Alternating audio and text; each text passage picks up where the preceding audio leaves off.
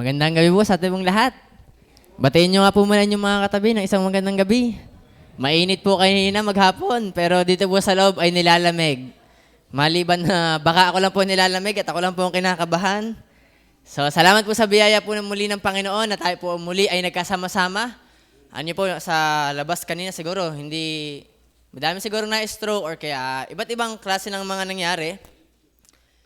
Pero salamat, tayo po yung mga buhay pa at salamat tayo po yung malayang nakakapag-aral po sa ng salita po ng Panginoon. Yun po yung palagi nating babalikan na tayo ay merong kalayaan upang mapag-aralan po kanyang salita, upang mapagbulayan at mapasalamatan po ang Panginoon sa kabutihan na ginagawa niya po sa ating pong buhay. So muli po, tayo po ay nasa ating pong prayer meeting and tayo po ay meron po tayong mga tema at topic po patungkol po sa pananalangin. Ano po? So tayo po yung magsitayo bilang paggalang sa pagbasa po ng salita ng Panginoon. Ating pong buksan ang ating pong mga Biblia.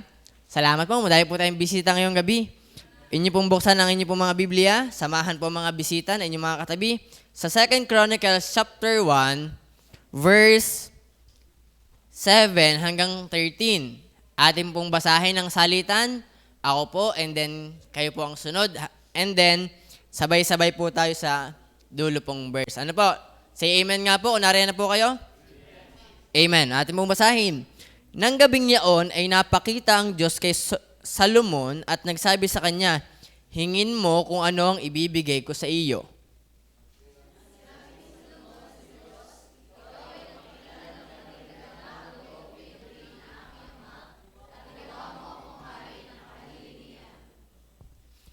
Verse 10. 9. Ngayon, O Panginoong Diyos, itatag mo ang iyong pangako kay David na aking ama, sapagkat ginawa mo akong hari sa bayang gaya ng alabok ng lupa sa karamihan.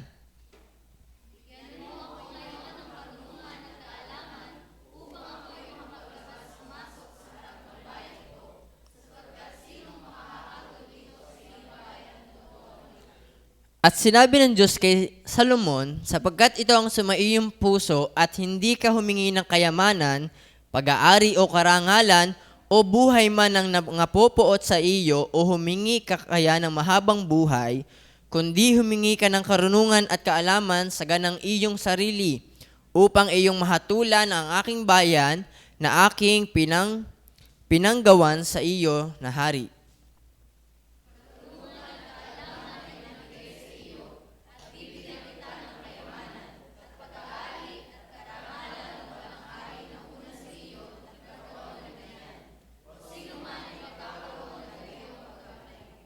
Sabay-sabay po.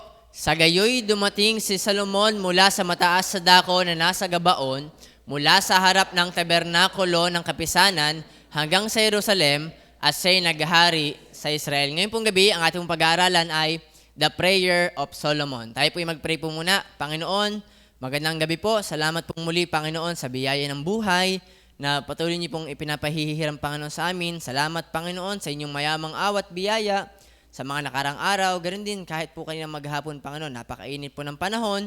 Pero salamat kami po, Panginoon, na inyong ginagabayan pa, binibigyan pa ng maayos na temperature pa ng aming katawan, sa inyong mga organs na binibigyan niyo po sa amin upang mag-function ng maayos, Panginoon. Sa kabila, Panginoon, ay mga pagkukulang at mga pagkakasala, kayo po ay nananatiling tapat, Panginoon. Kaya tulungan niyo po kami, lalong higit ang inyo pong lingkod, Panginoon, na magsasalita. Huwag po sa akin mapunta ang kapurihan. Ilagay niyo po kasi inyong likuran. Kayo po ang tunay na magsalita. Ganun din po, Panginoon, ang bawat isa mo makapakikinig sa mga member po namin. Ganun din po sa po mga bisita, Panginoon. Unang nilang maranasan, Panginoon, ay ang kaligtasan. Ganun din, Panginoon, ay ang tamang pananalangin sa inyo. Asahin po mga members, Panginoon, dalangin namin na hindi na po ito bago namin mapapag-aralan. Ito po ay halos sa pag-aaral namin. Ang kaso nga lang po ay amin nakalimutan na. Kaya tulungan niyo po kami sa muli naming pag-aalaala, Panginoon, ng pag-aaral, hindi lamang ito maging paalala, kundi aming maging kaalaman, at ang kaalaman po yung na-apply po natin sa mga buhay, Panginoon. Tulungan niyo po ang bawat isa, patawad, Panginoon, sa mga nagagawang kasalanan. Kayo po ang patuloy na maglinis po sa amin, Panginoon. Ganun din sa mga nagtuturo po sa mga bata sa labas po, Panginoon. Salamat po muli sa pangalan ng Panginoong Jesus. Amen. Saglit lang po ha.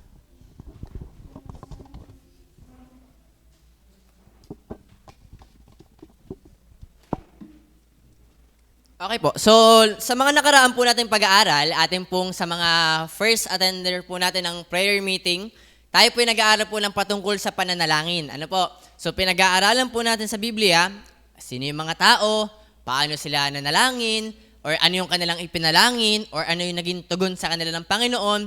And sa atin nga po mga nakarang pag-aaral, sana po hindi lamang ito dagdag kaalaman sa atin. Ano po, yun naman po yung palagi natin nauulit na hindi lamang ito, alam ko na yan. Hindi po dapat ganun, kundi dahil alam mo na yan, dapat naa-apply mo na yan. Ano po, yun po ang pinakamagandang at pinakadahilan kung bakit po tayo nag-aaral ng Biblia.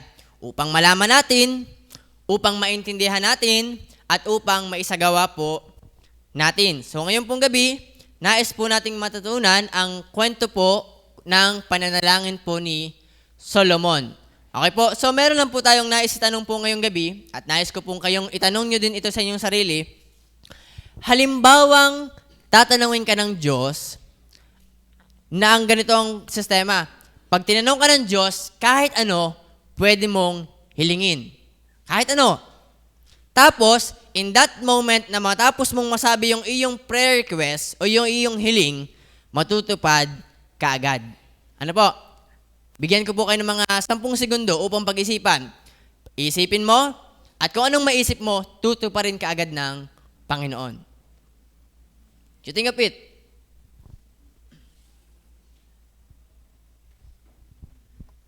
Okay, sa inyo pong naisip at halimbawang nagkatotoo, bakit yan ang iyong hiniling?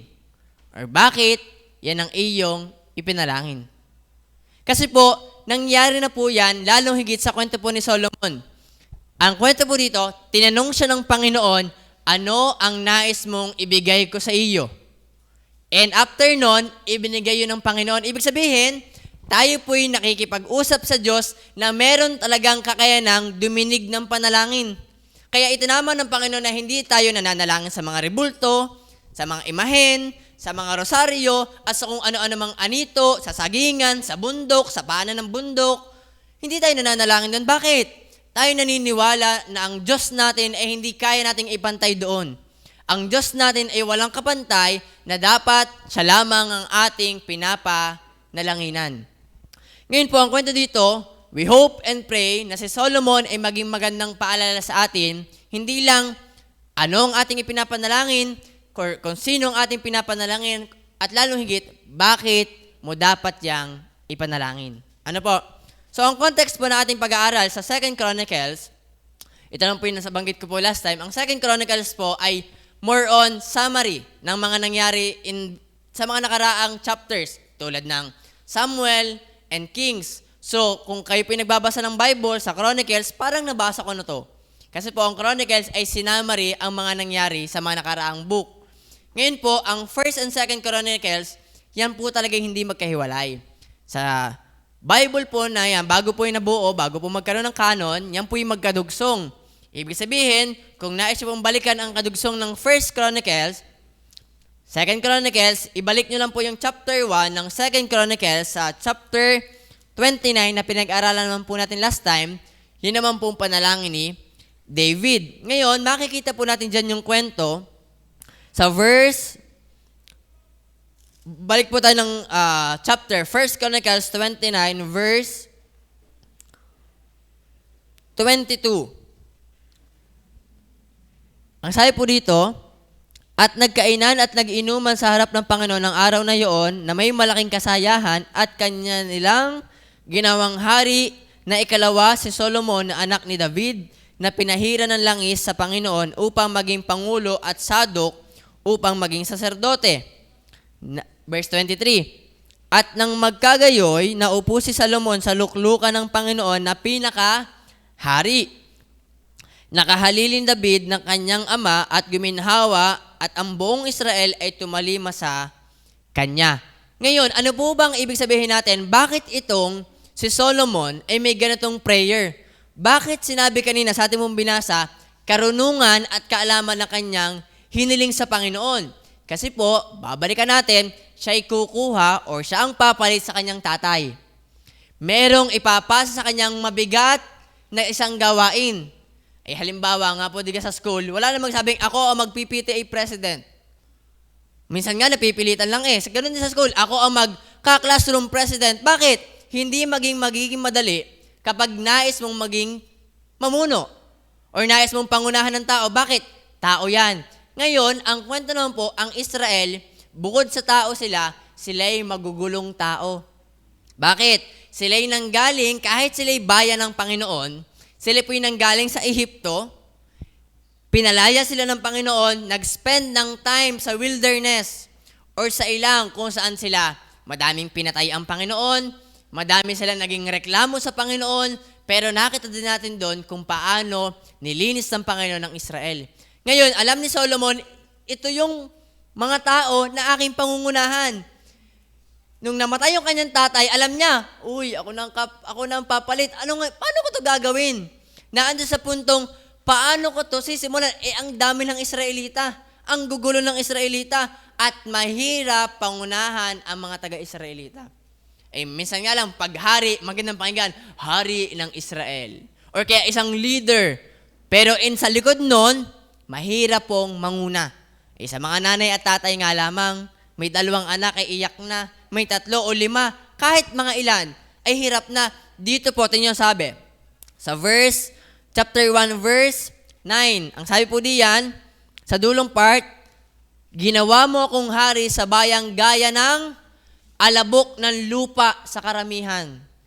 Kung kayo pinapunta dito sa Santo Niño, San Marcelino, makikita nyo dyan kung gano'ng kadami ang alikabok.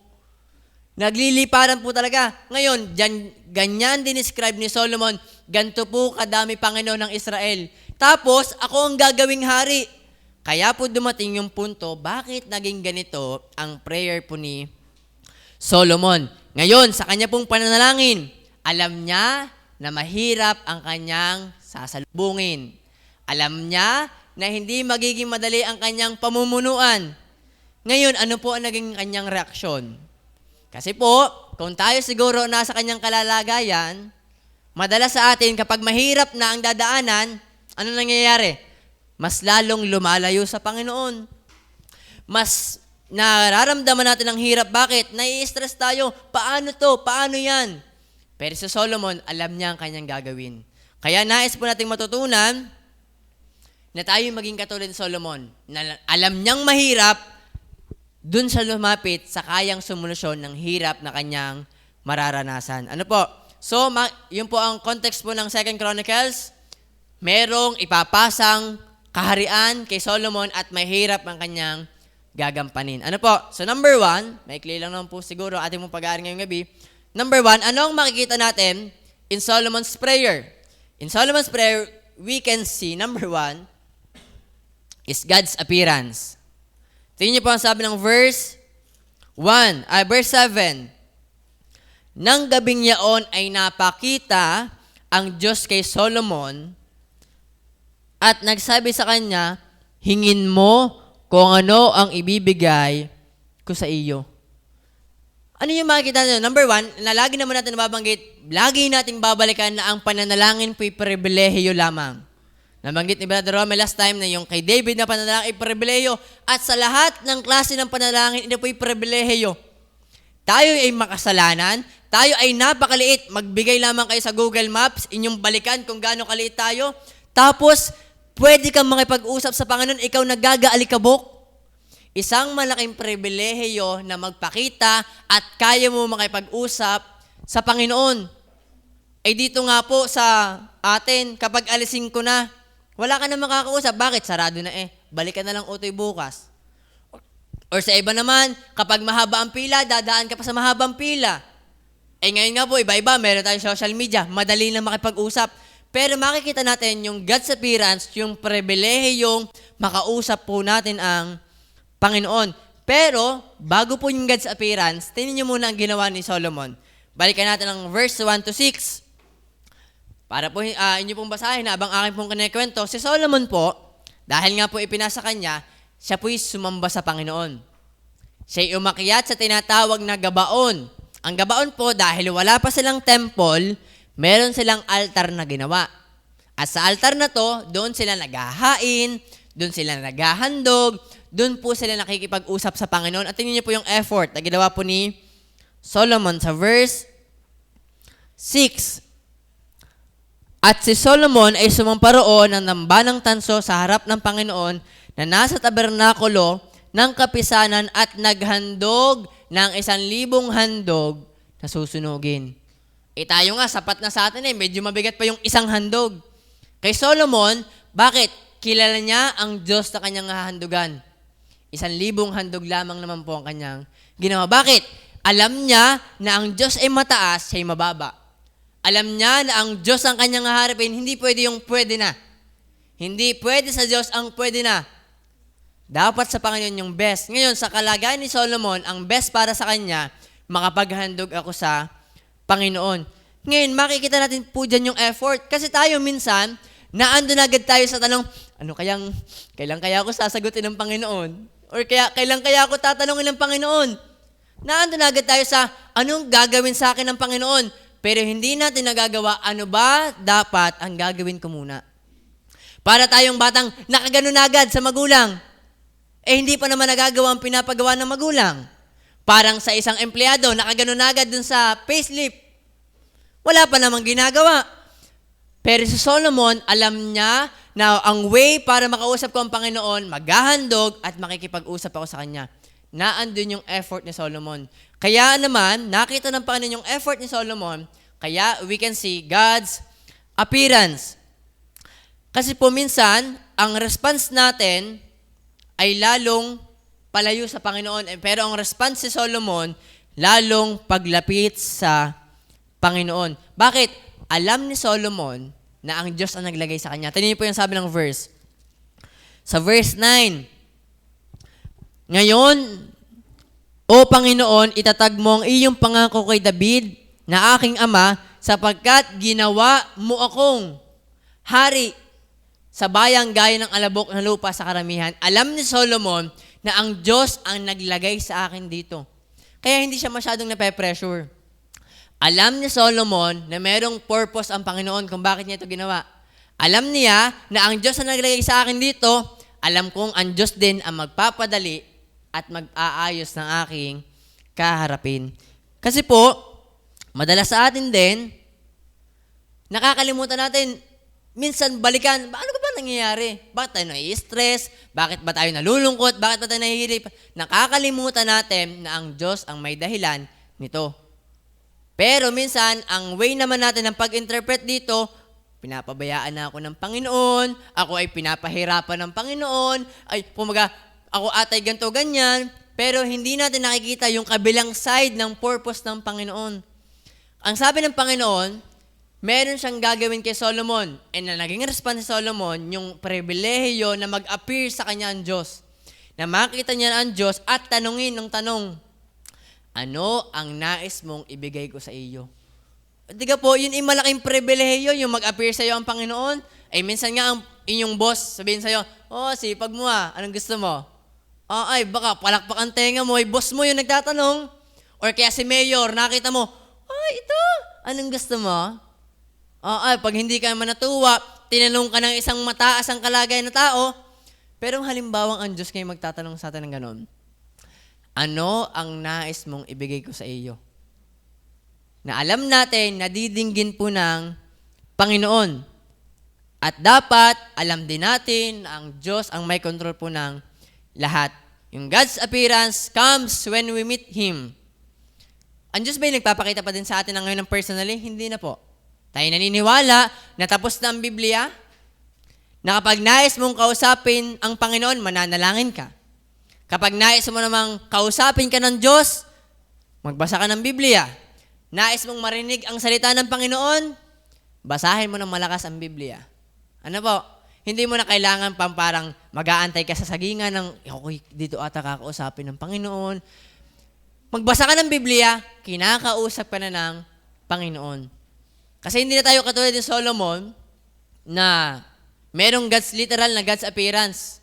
Pero dito po, tingnan niyo po ang sabi ng 1 Kings 3 verse 5. 1 Kings chapter 3 verse 5, ano po ang sabi ng Bible? Ito po yung mismong kwento. Sa cross-reference po, ang sabi, sa gabaon ay nagpakita ang Panginoon kay Solomon sa panaginip sa gabi. At sinabi ng Diyos, hingin mo kung ano ang ibibigay ko sa iyo. Yung parang alam niyo po yung cheque, bibigyan ka ng isang mayamang tao ng blank check. Isulat mo kung magkano ang nais mong perang matanggap. Magkano kaya ang ililista ninyo?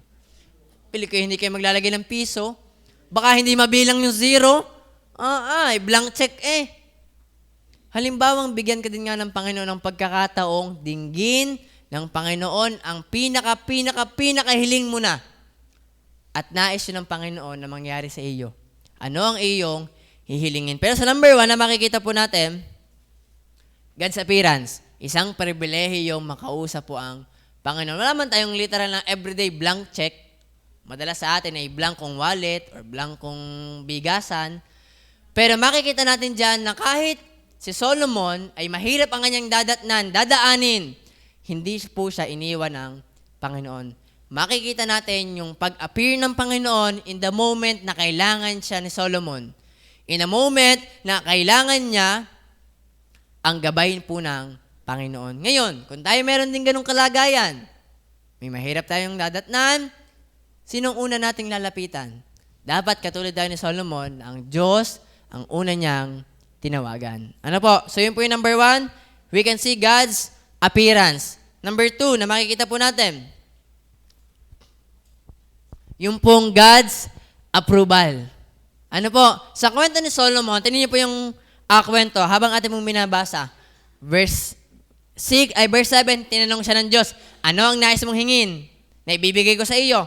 Verse 8, tingnan niyo po ang sabi. At sinabi ni Solomon, babanggitin ka na po ng Solomon po ha, kahit po Solomon ang naandi yan. At sinabi ni Solomon sa Diyos, ikaw ay nagpakita ng malaking kagandahang loob kay David na aking ama. At ginawa mo akong hari na kahalili niya. Nagsimula ang kwento po ni Solomon nung tinanong siya ng Panginoon, hindi kagad siya nagbigla-biglang, ay Panginoon, ito ang gusto ko. Anong ginawa kagad ni Solomon? Binalikan niya kung gaano kabuti ang Panginoon sa kanyang mga magulang na alam niya na ang Diyos na nagtatanong sa kanya ay mabuti. Nagbalik tanaw siya sa Panginoon. Anong sabi niya? Ikaw ay nagpakita ng malaking kagandahang loob. Kanino? Kay David na kanyang tatay. At ginawa mo akong hari na kahalili niya. Tayo minsan, halimbawang tinanong ko kanina, tayo binigyan ng chance sa makahingi sa Panginoon, nakalimutan na agad natin yung kabutihan ng Panginoon. Bakit? Nandun na agad tayo, anong hingin ko kaya? Ano kayang hingin ko? Pero mali, ang sabi po ng Panginoon sa atin, nais niya na magbalik tanaw sa kabutihan ng Panginoon. Ilan taon na po ba kayo ngayon? Ako po, 22. Bata pa. Pero madami na pong kabutihan ng Panginoon sa atin. Lalo higit po sa mas matanda sa akin. Araw-araw ay napakadaming biyaya at habag na binigay po sa atin ng Panginoon. At yun yung nakita ni Solomon. Binalikan niya kung gaano kabuti ang Panginoon sa kanya na maging magandang ugali natin na palaging magbalik ng tanaw sa Panginoon. Huwag kagad tayong bumalik. Kaya gato ng Diyos. Balikan mo kagad, ito yung ginawa sa iyo ng Diyos. Kasi minsan tayo nadidiscuss, kaya ka to ng Diyos? Kaya ng Diyos, balikan mo ngayong nasa likod. Madami ng biyaya at kahabagan na binigay po sa atin ng Panginoon. Ano po ang sabi ng verse 10? Pakibasa nga po. Ready now? Read.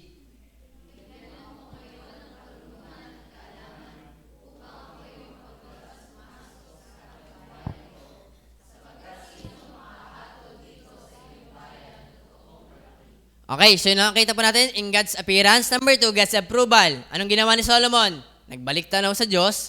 Sa verse 10, tingnan po sabi, bigyan mo ako ngayon ng karunungan at kaalaman upang ako'y makapaglabas, pumasok sa harap ng bayang ito, sapagkat sino makakahatol dito sa iyong bayan na totoong malaki.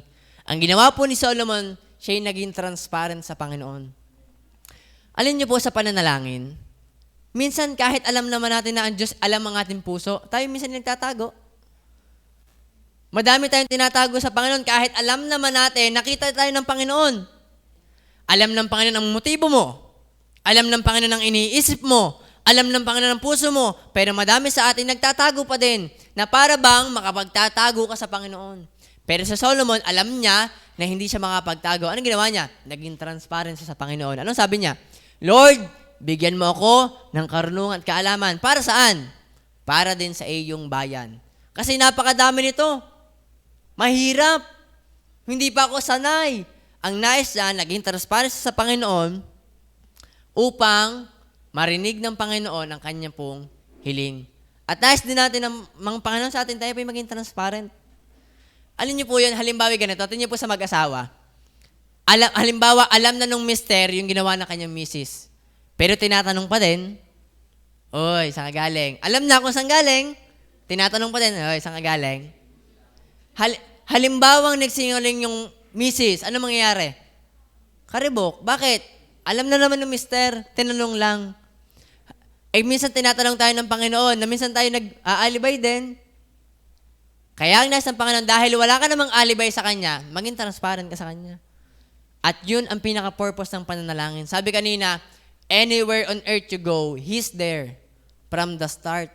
Alam ng Panginoon, mula pa nung ikaw ay nasa tiyan pa lamang hanggang ngayon, He know you. Alam niya ang iyong pong buhay. Kaya po sabi ng Panginoon, at isa po yun sa pinakadahilan kung bakit po siya na-approve. That's why we can see God's approval. Bakit? Alam ng Panginoon ang hiling ni Solomon at yung dahilan ng paghiling ni Solomon. Alam ng Panginoon na yung tama ang kanyang hiniling at para sa tama yung kanyang hiniling. Humingi po siya ng karunungan at kaalaman para din sa bayan ng Panginoon. Ano po? Kasi alam ni Solomon na hindi ko po kayang i-govern to. Madami, magulo, mahirap. Pero alam ko, Panginoon, pag binigyan mo ko ng kaalaman, ng karunungan, sa biyaya po ninyo, kaya ko na itong i-govern. At yun din ang nais ng Panginoon sa atin, na pag tayo nagpe-pray, we seek for God's approval. Tingnan niyo po ang sabi. Verse 11. Tingnan niyo po ang sabi ng Panginoon. Ready now? Pakibasa nga po. Ready now? Read.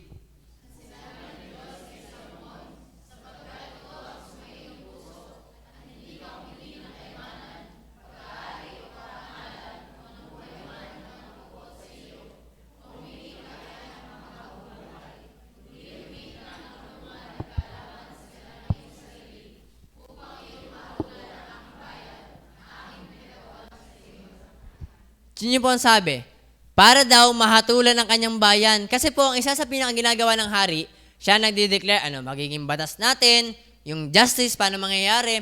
At mahirap po yun pag wala kang wisdom. Mamaya atin po malalaman, paano ba na-apply yung wisdom. Pero alam ng Panginoon na kailangan nga naman talaga ito ni Solomon. Dahil alam ng Panginoon na tama yon at gagamitin niya din sa tama, inapprove po yun ng Panginoon. Ngayon, sabi po ng Panginoon, yung paghahatol doon, yung alam dapat ni Solomon ang tama at mali. Dapat din, alam din Solomon ang tama at mukhang tama. Sa atin po kaya, kung tayo ay tatanungin, alam na ba natin ang tama at mali? Madalas ay alam natin. Pero dito tayo nawiwindang sa tama at mukhang tama. Doon tayo minsan nagugulo na hindi natin alam ang gagawin. Bakit? We don't ask for wisdom. We don't ask for knowledge na nanggagaling po sa Panginoon. Tingnan niyo po, letter A. Paano ba magkaroon ng wisdom and knowledge? Sa Proverbs 1 verse 8. Anong sabi? Nagkamali po lang ng cross-reference. Yung pong, the fear of the Lord is the beginning. Verse 7. Ang takot sa Panginoon ay pasimula ng kaalaman, ngunit ang mangmang ay humahamak sa karunungan at turo. Paano ba magkakaroon ng wisdom? Anong sabi ng verse 7? Ang takot sa Panginoon. Ano ba ang takot sa Panginoon? Yung hindi ka nagpapakita sa Panginoon? Yung bigay nagtatago? Ang takot sa Panginoon, yung reverence mo sa Panginoon. Na iginagalang mo ang Panginoon. Hindi yung takot na lalo kang lumayo sa Kanya, kundi meron kang paggalang. Ang sabing takot dyan, kahit pag may ginagawa kang mali, alam mong kita ka ng Panginoon. Kapag hindi mo ginagawa ang tama, alam mong kita ka ng Panginoon. Alam mo kung bakit hindi mo gagawin, may takot ka sa Panginoon. At bakit mo gagawin? May takot ka sa Panginoon. That's His wisdom. The application of our knowledge. Letter B. Knowledge. Proverbs 2 verse 6. Sapagkat ang Panginoon ay nagbibigay ng karunungan. Sa kanyang bibig na nanggagaling ang kaalaman at kaunawaan. Kanino daw po nanggagaling? Sa Panginoon. Sino po nag-a-approve? Ang Panginoon. Makikita natin, kung nais natin magkaroon ng wisdom, katulad ni Solomon, ng knowledge katulad ni Solomon, we ask God. Dahil sa Kanya po ito nanggagaling. Hindi natin kailangan ng kung sino man. Well, gumagamit po ang Panginoon, pero first and foremost, sa Panginoon muna. Yung knowledge and wisdom. Ecclesiastes 2 verse 26. Ano pong sabi ng Bible? Sapagkat ang tao na kinaluluguran niya, binibigyan ng Diyos ng karunungan at kaalaman at kagalakan. Ano daw pong sabi? Yung kinaluluguran ng Panginoon, anong binibigay niya? Karunungan, kaalaman, at kagalakan. Ngunit, ang makasalanan ay binibigyan niya ng kandamdam at na magpisan at magbunton upang maibigay sa kanya na kinalulugaran ng Diyos, ito man ay walang kabuluhan at nauuwi sa wala. Kanino po nang gagaling? Sa Panginoon. Ang Panginoon ang nagbibigay. So yan po yung hiningi ni Solomon sa Panginoon, yung knowledge and wisdom. Muli, tanong po sa atin, halimbawa po muli, tatanungin natin ang ating sarili. Di ka po may prayer request tayo? Di ka po, meron tayong lista ng prayer request. Yung number 1 na prayer request natin, o yung pinaka-highlight ng ating prayer request. Halimbawa ngayon itatanungin, will God approve it? Inyo pong alalahanin, ano ba yung pinag-pray ko sa Panginoon? Will God approve it? Ang Panginoon ba i-approve dito? Halimbawa, ikay harap sa Panginoon at sasabihin mong iyong prayer request, ang Panginoon ba thumbs up? O thumbs down? Isipin uli natin na ating pinapanalangin. Will God approve it? Ang Panginoon ba'y matutuwa? O hindi tayo approve ng Panginoon? Kasi nung si Solomon nang humingi, God approves it. Bakit? Alam niya na tama ang kanyang hiningi. Alam niya na sa gagawin niya din ito para sa tama, para sa kanyang bayan. Ngayon, tingnan po, sino po nakapagtrabaho na sa inyo sa quality control? Sa mga yan, sila Kuya Mac, meron silang quality. Sina Tita Aw, ang mga Kuya Ambet, alam ko sa quality yan. Paano po makakapasa sa quality? Dapat tama. Dapat walang mali. Kasi nga po merong quality. Hindi basta dapat tayo maglabas ng product na okay na. Ngayon, kung dadaan sa quality control ang ating mga prayer requests, ang ating ipinapanalangin, lalabas kaya ito ng ayos? Or balik. Mali ang hinihingi mo. Madalas ganon. Kaya, we ask for the right thing. For the right thing. Ano po? So, ang sabi po ng Panginoon, will God approve it? Tingnan niyo po ang sabi ng James 4 verse 3. Ano po ang sabi ng Panginoon? Kayo'y nagsisingi, and lahat tayo ganon. Pag umaga, tayo nagpe-pray. Lahat tayo, lagi may paghingi. Pero may sinasabi si James, kayo'y nagsisingi at hindi kayo nagsisitanggap. Bakit? Sapagkat nagsisingi kayo ng masama upang gugulin sa inyong mga kalayawan. Kaya pala minsan, meron tayo mga unanswered prayer requests kasi alam ng Panginoon na mali yan. At kung yan ibibigay ko sa iyo, gagamitin mo yan sa kalokohan. Gagamitin mo yan sa kaalaman. Ilalayo ka niyan sa akin. That's why, hindi ka binibigyan ng Panginoon yan. And madami sa atin nagtatampo, ba't ka ayaw bigyan ng Panginoon ganito? Pero tanongin natin, will God approve it? At kung ma-approve, patuloy bang i-approvehan ng Panginoon? Kasi minsan, approve sa simula. Ay sa padulo, gumaganon ang Panginoon. At yun po ang madalas sa atin. Kaya mahalaga, in our prayer, we like be Solomon. Not just God appear, but also God's approve. Doon yung mga sabi, James 1 verse 4. Tama po ba? Ngunit kung nagkukulang ng karunungan, if you lack wisdom, ang sino man sa inyo ay humingi sa Diyos na nagbibigay ng sagana sa lahat at hindi nanunumbat. Ano yun po yung biyaya ng Panginoon? Na ang Panginoon kapag nagbigay, walang balik. Balik mo yun ha. Ang Panginoon di ganun. Ang bigay ng Panginoon ay sagana at wala pang sumbat at ito'y ibinibigay sa Kanya. Ano po? If we lack wisdom, we ask God. At kung mahingi natin, Lord, tulungan mo kung may tama ko ang hinihingi ko sa iyo. Kasi yun ang nais si Solomon na pag binigyan mo, Lord, ng ganitong bagay, magamit ko din ito sa tama. Ano po? So yun ang sabi po ng Panginoon. Yung tanong po na, bakit mo pinagpe-pray yan? Ano mo, bakit mo pinagpe-pray na yung bahay na yan? Bakit mo pinagpe-pray yung sasakyan na yan? Bakit mo pinagpe-pray yung business na yan? Yung partner in life na yan? Yung course mo na yan? Yung health mo na yan? Bakit mo pinagpe-pray yan? Will God approve it? At kung yan ba'y susundin ng Panginoon at tutuparin niya, gagamitin mo ba yan sa ayos? Kasi si Solomon, gagamitin ko, Lord, yung knowledge and wisdom para sa iyong bayan. Nakita ng Panginoon na si Solomon ay unselfish. And madami sa ating mga prayer requests, selfish. Kung bakit, Lord, ipinagpe-pray ito, bakit? Para sa akin, para maginhawa naman, para maging ayos naman ako, pero nais ng Panginoon na kapag humiling ka, merong makikinabang din na iba. Kasi yun ang naging biyaya po kay Solomon na nung hiningi niya yung karunungan at kaalaman, nakinabang siya personally at nagamit po ng bayan para po sa kapurihan po ng Panginoon. Pero dapat, hindi po ibig sabihin nun na wag na tayong humingi sa Panginoon. Ang ibig sabihin lang natin, tama dapat ang hingi natin sa Panginoon. So yun po yung number 2, God's approval. Number 1, God's appearance. Number 2, God's approval. And number 3, God's abundance. Pag sabi pong abundance, sagana. Tingnan niyo po, ang sabi ng verse 11 ng ating pong text. Verse 11, at sinabi ng Diyos kay Solomon, sapagkat itong sumaiyong puso, at hindi ka humingi ng kayamanan at pag-aari o karangalan o buhay man na nangapupot sa iyo, o humingi ka kaya ng mahabang buhay, na madalas yun ang hihingi natin, di ka po? Siguro sa inyo, huwag nang tumanggi, may humingi ng trillions or billions. Bakit? Tingnan niyo ang sabi.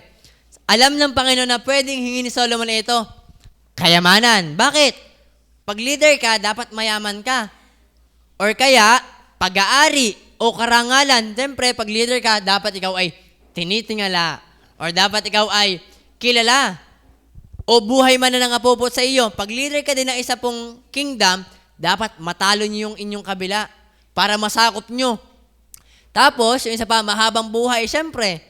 Halimbawa, naging leader ka ngayon, patay ka naman bukas. Pero ang sabi dito, nais ng Panginoon na ganun.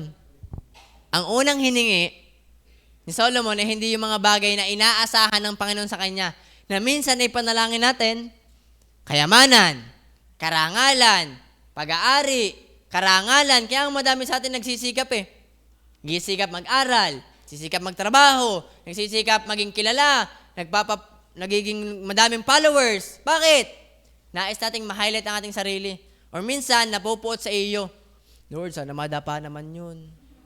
Or sana, Lord, makabawi man ako doon. At yun ang madalas sana nating hihingin. Pero si Solomon, ano sabi ng Panginoon sa kanya? Kundi humingi ka ng karunungan at kaalaman sa ganang iyong sarili upang iyong mahatulan ng aking bayan na aking pinagawan sa iyo na hari. Yung pala ang dahilan kung bakit God's abundance. Dahil hindi mo yan hiningi, ito naging part ng iyong hiningi. Verse 12. Pakibasa nga po. Ready now? Read.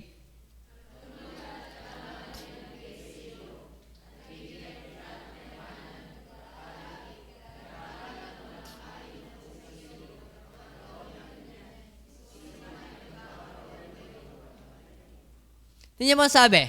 Dahil hindi mo hiningi yung mga bagay na yon, hiningi mo yung karunungan at tama ang hiniling mo, ito ang kasama ng hiniling mo. Karunungan at kaalaman ay nagbigay sa iyo, bibigyan kita ng kayamanan, pag-aari, karangalan na walang hari na una sa iyo nagkaroon ng ganyan, o sino man na magkakaroon gayong pagkamatay mo. Ano sabi ng Panginoon? Dahil tama yan, you got the package deal. Tingnan po sa mga promo sa mga mall. Sir, buy one, take one. Or kaya buy one, take three. Eh, pwede ka kung bilhin ko. Naku, sir, hindi pwede. Dapat bilhin niyo muna to para makasama yung package. Sa Panginoon, dapat hingin mo yung tama, may kasama yan. May abundance yan. Pero madalas sa atin, Lord, yun ang gusto ko. Ito nga dapat ang hingin mo. Ang Panginoon, marunong. Kasi pag hiningi mo yon, damay na yan. Si Solomon, ganun ang naging kanyang karunungan. Hiningi niya yung tama, may kasamang iba. May package na kasama ang paghiling niya sa Panginoon. Anong maging package sa kasama? Letter A, riches. Letter B, wealth. Letter C, honor. Isa po sa pag-aaral, si Solomon ay isa sa wealthiest na nabuhay dito po sa lupa. Ano ba ang kanyang, paano dinescribe ng Panginoon ang kanyang kayamanan? Ang kanya pong ginawang templo sa Panginoon, hindi pinturang ginto, gawa sa ginto. Tayo nga ginto talagang gustong-gusto natin, talagang kumikinang. Pero dito kay Solomon, pader. Or kaya pang-decorate lamang ng altar sa Panginoon. Ganun po kayaman si Solomon. And sa estimate po ng pag-aaral, nasa 10 to trillions of dollars ang kanya pong kayamanan. Ganun ang naging package na hiningi ni Solomon. Ngayon, yung pong una, may pangako ang Diyos na sasamahan niya ang anak ni David sa pangunguna. Sunod ay dahil tamang hiningi ni Solomon, iyon po ang kasama ng kanyang abundance. Tamang hiniling mo, may kasama yan. Sasamahan kita sa paglilid mo ng aking bayan. And then, alam ko po na naranasan nyo to. Meron tayong pinagpe-pray, tapos, nung na-answered yun, may kasunod pang answered prayer. Halimbawa, nagpray, Lord, bigyan mo pa ako ng mahabang buhay. Or ng magandang business, nung naging pangtagumpay yung business mo, nagkaroon ka ng pampagawa ng gantong bagay, pangpaayos ng gantong bagay. Pero kung yun ang hiningi mo agad, hindi mo madadama yung iba. Pero salamat sa biyaya ng Panginoon, God's abundance, na kapag tama ang hiniling mo sa Kanya, meron pa itong idadamay na mas makakabuti sa iyo. And alam po ba, isa sa pinakamabuting ginawa ng Panginoon? Romans 8 verse 32. Anong sabi ng Panginoon? Ang Panginoon mo talaga able? Able ba ang Panginoon magbigay sa iyo ng mga kayamanan, ng karunungan, ng kapangyarihan, ng karangalan? Tingnan mo sabi, verse 32, siya, ang Diyos, na hindi ipinagkait ang kanyang sariling anak, kundi ibinigay dahil sa ating lahat. Alam niyo po, ang greatest, lalo higit po sa mga bisita natin, ang greatest na matatanggap mo ay hindi diploma, hindi pera, hindi kayamanan, hindi malaking bahay o kilalang tao. Ang greatest na matatanggap natin at natanggap natin ay ang kaligtasan na meron po tayo. Na hindi ka napupunta sa impyerno, na ikaw ay napatawad ang iyong kasalanan at si Jesus na ang iyong pinagkakatiwalaan. Yan ang the best and all of the best na gift na pwedeng matanggap. At yan po ibinigay ng Panginoon. Hindi niya ipinagkait sa atin ang kanyang sariling anak, kundi ibinigay dahil saan? Sa ating lahat. Bakit hindi naman ibibigay sa atin ang walang bayad ang lahat ng mga bagay? Hindi ka po, halimbawa, yung sabi nga ni Pastor dati, nung ako'y nakikinig preaching, halimbawang si Jimwell, ibinigay niya sa atin. At hindi niya ipinagkait, ibinigay niya. Tapos, sinunod natin hiningi, pwede ka pong mahingi yung sapatos si Jimwell. Or kaya po yung damit ni Jimwell, ay talagang kayang ibigay ng ni Pastor. Bakit? Ibinigay niya nga si Jimwell, yung pag mga bagay na yon. Ganun din sa Panginoon, ibinigay niya ang kanyang bugtong na anak. Ikaw, pagdadamutan ng Panginoon na maayos na course, na magandang bahay, na magandang sakyan, ng pera na kailangan mo. Hindi tayo prosperity gospel, na kapag ikay sumunod sa Panginoon, yayaman, ang gagaling, hindi ba laging ganon? Pero sinasabi ng Bible na ibinigay niya ang pinakamahalaga. So, wag mo dapat katakutan ang mga bagay na kailangan mo. Kaya yan ng Panginoon. Hindi niya pinagkait ang kanyang anak, ang kanyang pinakamamahal, hindi niya rin ipagkakait sa iyo ang mga bagay na kailangan mo. Anong dapat? Maging katulad ni Solomon. Ask the right thing. Wisdom and knowledge. Tingnan mo ang sabi. Riches and wealth, isa sa pinakamayaman po sa history si Solomon, sabi nga natin. And sa honor naman po, dinarayo po siya ng ibang leader. Pupunta sila kay Solomon, tapos magpapahingi ng payo, yung ibang mga napunta, may mga dala pang handog, and ganun ipinakita na wala na naging katulad ni Solomon. Sa pag-aaral po, sa pinakamatalino din ay si Solomon. Bukod po siyempre sa Panginoong Jesus, si Solomon po isa sa pinakamatalino natin po ngayon. Ngayon, tingnan po natin yung naging application po ng wisdom ni Solomon. Buksan po natin sa 1 Kings chapter 3, verse 16. Ito po yung isa sa application na maganda po nating matutunan. Na-apply nga ba ni Solomon yung wisdom and knowledge? Sige po, gato ang kwento. Habang ay pong binabasa inyong i-imagine po yung senaryo po ha. Nang magkagayon na paroon sa hari ang dalawang babae na may na mga patutot. Ano ba yung patutot? Natunog ba yan? Yan po, kumbaga sa atin po, babaeng mababa ang lipad. Or kaya po, ngayon, at nagsitayo sa harap niya. Yan ang kwento, si Solomon, may lumapit na tao, 2 nanay daw, 2 babae.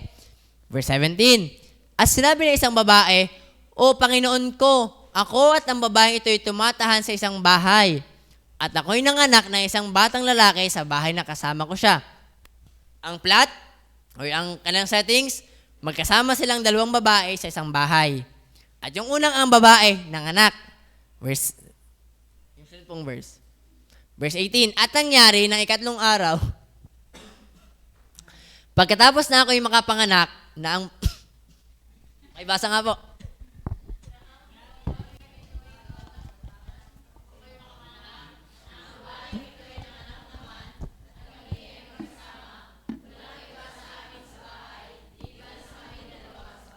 Parehas daw po ng anak sa kanilang nag-iisang bahay. Tapos, verse 19, wala silang ibang kasama. Verse 19, ay basa nga po.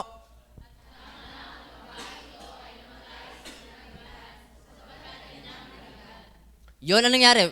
Balik po tayo ng konti. Meron naging trahedya.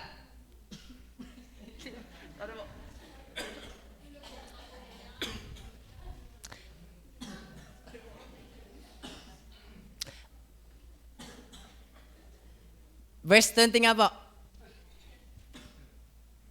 Pwede na read.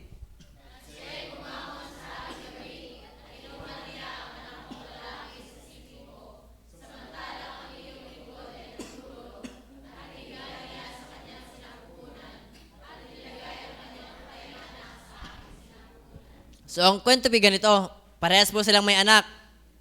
Yung isa daw pong babae ng anak, yung babae ng anak din. Yung isa, inubo. Tapos po, anong nangyari daw, nung gabi sila parehas sa tutulog, yung isa, siguro yung malaking babae, nung natutulog. Nung nagising, patay na yung bata. Ang ginawa dahil namatay yung bata, bagong anak yun, siguro hindi niya alam. Binuhat niya yung patay na bata, inilagay niya sa isang babae, kinuha yung anak niya, inilagay niya at balik na ulit sa tulog. Tapos, nung umaga, verse 21,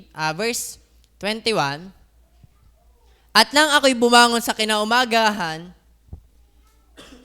upang aking pasusuin ng aking anak, narito, siya'y patay. Ngunit nang aking kilalanin ng kinaumagahan, narito, hindi ang aking anak na aking ipinanganak. Nagising ngayon yung tunay na nanay. Sabi niya, hindi ito ang anak ko.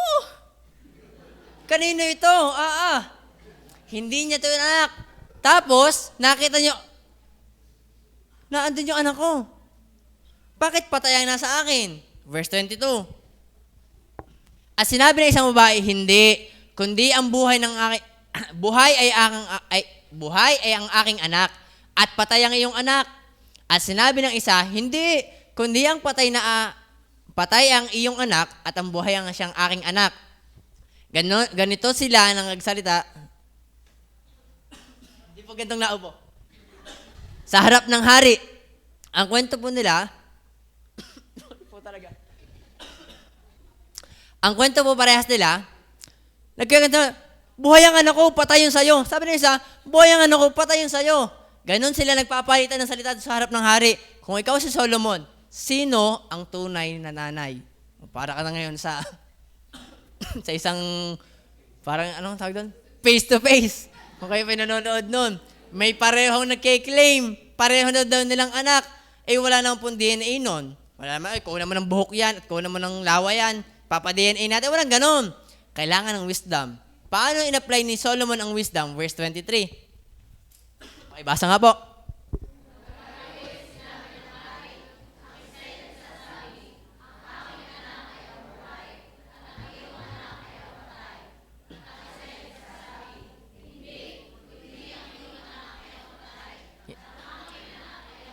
Hindi pa rin tumitigil yung usapan. Talagang face-to-face ang style. 24.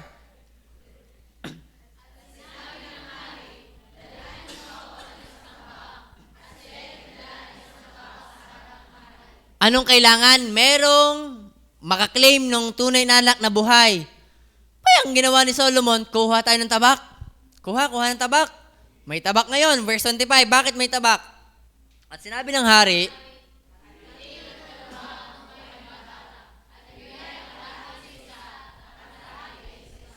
ito pala si Solomon ay medyo maloko. Kailangan daw may makaklaim ng buhay na bata. Ang sabi ni Solomon, hatiin, chop, chop, meat, chop. Hatiin natin sa gitna. Iyong kalahati, siguro ikaw kaliwete ka, ito, iyong kaliwa. Dahil kay kanan o iyong kanan. O di, parehas. Abay, ayos ang wisdom ni Solomon. Parehong patay, parehong may anak. Pero parehong patay ang kanilang magiging anak. Pero anong purpose ni Solomon? Verse 26. Nang magkagayoy, nagsalita ang babae ng ina na buhay na bata sa hari. Sapagkat ang kanyang pagmamahal ay nagninga sa kanyang anak at sinabi, O Panginoon ko, ibigay mo sa kanya ang buhay na bata at sa anumang para ay huwag mong patayin. Ngunit, ang sabi ng isa, hindi magiging akin ni iyo, hatiin siya. Ay, maloko din pala itong isa. Sabi ng isang tunay na nanay, wag na po nating hatiin, ibigay nyo na lamang. Hindi ko kayang mamatay ang aking anak, ibigay nyo na. Kahit ang akin yung patay. Ang sabi ng isa, hindi, hati. Ngayon, nakikita na natin, sino ang naging tunay na nanay? Verse 27. Nang magkagayoy, sumagot ang hari at nagsabi, ibigay sa kanya ang buhay na bata at sa anumang paray huwag patayin, siya ang ina niya. Bakit? Nakita ni Solomon na ang tunay na nanay, hindi kayang mamatay ang kanyang anak. So, ganun na-apply ni Solomon ang wisdom. Ay napakahirap malaman. Parehong nagkiklaim, parehong maligalig. Pero nakita ni Solomon yung wisdom na binigay sa kanya ng Panginoon, yung nanay ay tunay na nagmamahal. Yun yung sasabi natin na mukhang tama at tama. So, need natin ng wisdom and knowledge na nanggaling sa Panginoon, and yan po yung makukuha natin in God's abundance na binibigay po ng Panginoon. Na-testing ang wisdom na binigay po ng Panginoon. So sa prayer po ni Solomon, nakita natin, number 1, God's appearance. Number 2, God's approval. And number 3, God's abundance. Makikita natin sa prayer po ni Solomon na hindi siya naging selfish at tama ang kanyang hiningi para sa tama din niyang gagawin. Halimbawa, ang hiningi niya kayamanan at lumapit yung parehong nanay siya, babayaran na lang natin ka, magkano yung batang yan? Hindi naman yun ang hiningi ng Panginoon. Hindi naman yun ang naging solusyon. Halimbawa, ang hiningi niya ay karangalan. Lumapit yung dalawang nanay, ay ako na may sikat. Pwede na, iuwi niyo na ang kasikatan ko. Hindi yun. Ang naging kailangan ng dalawang nanay, karunungan. Na nagamit na Solomon upang mabuhay po yung bata. And as we conclude, yung conclusion po natin, God doesn't just hear our prayer. Naniniwala tayo na ang Diyos ay nakikinig, but also seeks for our motives in our prayer. Tamang ang Panginoon ay dumidinig ng panalangin, nagbibigay siya ng karunungan, pero alam din ng Panginoon ang motibo natin, na hindi natin matatago sa Panginoon. So, let's pray for the right thing, for the right thing. And for our application po, number 1, application po natin, always ask this. Di ba, prayer meeting po ngayon, mamaya magpe-pray tayo. Anong dapat, wag mawawalang itanong natin? What and why I'm praying for this? Lord, anong ipapanalangin ko? At bakit ko to ipinapanalangin? Nagpe-pray ka ng kapartner sa buhay? Lord, sino at bakit? Nagpe-pray ka ng magandang business? Ano at bakit? Nagpe-pray ka ng magandang course? Ano at bakit? Ano mang pinagpe-pray natin, dapat tama at para sa tama. Upang maiwasan natin na ang sipag nung nagpe-pray, ang galing nung nagpe-pray, kaso nung nakuha na yung pinagpe-pray, nawala na. Kaya mahalaga ang wisdom and knowledge na nanggagaling sa Panginoon. So always ask this, what and why I'm praying for this. And number 2 po na application natin, isa dito sa mahalaga po nating paalala sa atin, Lord, help me not to mismanage what I prayed for. Lord, tulungan mo akong wag kong ma-mismanage. Kasi katulad ni Solomon, ano ba nangyari kay Solomon? Sa padulo, Ecclesiastes, walang kabuluhan na walang kabuluhan. Dahil nga, nung siya'y malapit sa Panginoon, naging maganda ang kanyang buhay. Pero nung siya'y lumayo, sumuway sa Panginoon, ang naging dulo ng kanyang buhay, walang kabuluhan na walang kabuluhan. So, Lord, help me not to mismanage what I prayed for. Nagpe-pray ka dati ng trabaho, binigyan ka. So, wag mong pabayaan ng Panginoon dahil ng trabaho mo. Nag-pray ka ng business, ng course, ng health, ng kung ano man. So, sana pag binigay ng Panginoon sa iyo, don't mismanage it. Patuloy mo pa ding ipag-pray sa Panginoon katulad ni Solomon. So, yan po yung ating pong pag-aaral ngayong gabi. So, sana po yung meron kayong natutunan at ma-apply. Yan po ang hamon sa atin. Sa mga bisita, ngayon pong gabi, matayak nyo din ang kaligtasan na nanggagaling lamang po sa ating Panginoong Hesus. And sa ating pong bawat isa, lalo nating sipagan na manalangin. Bakit? Ang Panginoon ay nakikinig, ang Panginoon ay nagbibigay, at ang Panginoon ay gumagabay. Tayo po yung mag-pray. Panginoon, magandang gabi.